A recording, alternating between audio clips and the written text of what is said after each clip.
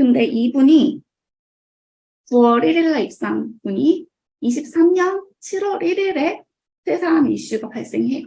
이런 경우에는 어떻게 해야 될까요?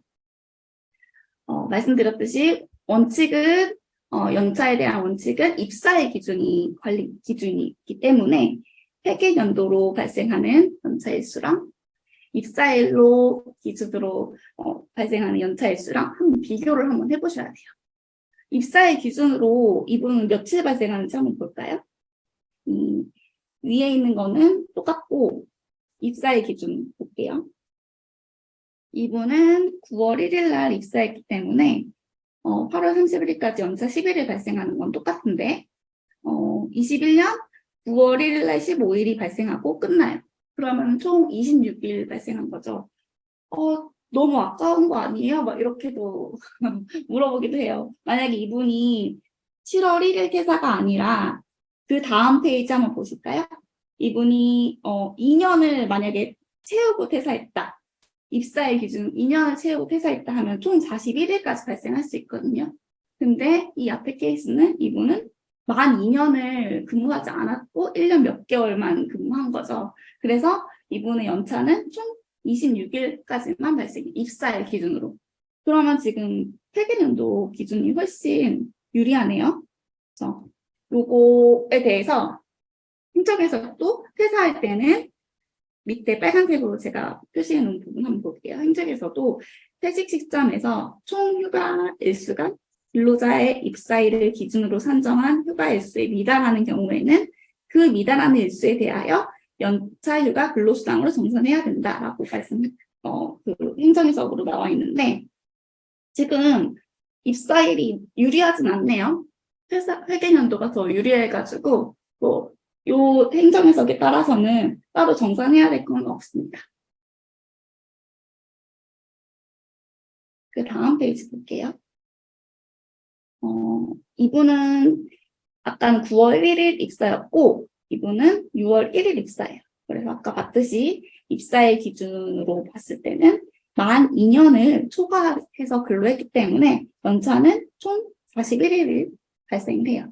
근데 회계연도로 기준으로 보면은 총 34.8일. 이것도 제가 계산해본 결과 8.8일이라는 21년 1월 1일에 6월 1일부터 10월 31일까지는 이 정도 근무했기 때문에 8.8일이라고 하거든요. 그래서 총 34.8일. 우리는 회계연도 기준으로 매년 관리하고 있어서 이분한테 34.8일만 줬었는데 이분이 퇴사한다고 하시네요. 그러면은 어떻게 해야 될까요? 했을 때 입사일로 기준으로 한 번 더 계산해봤고 41일 훨씬 더 많죠. 그래서 입사일 기준으로 지급해야 된다. 입사일 기준으로 정산이 안 된 거, 그 미달하는 게 있다고 하면은 연차휴가 근로수당, 연차 미사용수당으로 정산해야 된다라는 내용입니다. 18페이지 볼까요?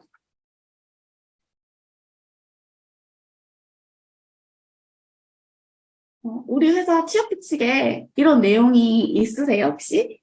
퇴사 시 입사일 기준으로 정산한다. 사실 이 내용은 아까 행정에서도 그렇고 원칙적인 내용을 담아둔 내용이잖아요. 만약에 입사일 재정산 규정이 있다고 하면은 무조건 입사일로 재정산해서 주셔야 돼요. 그래서 이 앞에 있는 경우에도 회계연도가 더 유리한 경우 있죠. 우리 9월 1일 입사자. 9월 1일 입사한 경우에는 회계연도 31일이고 입사일 기준으로 26일이잖아요. 회계연도가 더 유리하다고 하더라도 이 규정에 따라서 입사일로 재정산한다라고 규정되어 있기 때문에 무조건 26일 기준으로 할 수가 있는 거예요.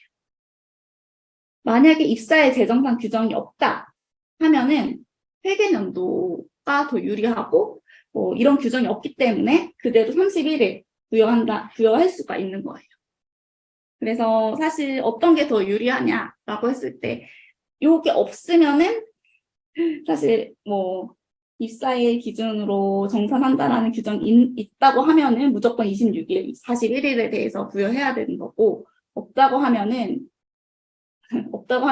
회계연도 기준 더 높은 기준으로 적용할 수 있다는 점에서 있는데 제가 여기 필기를 좀 하고 싶은데 지금 이게 인식이 안 돼가지고 그런 내용을 여기 한번 적어주시면 좋을 것 같아요.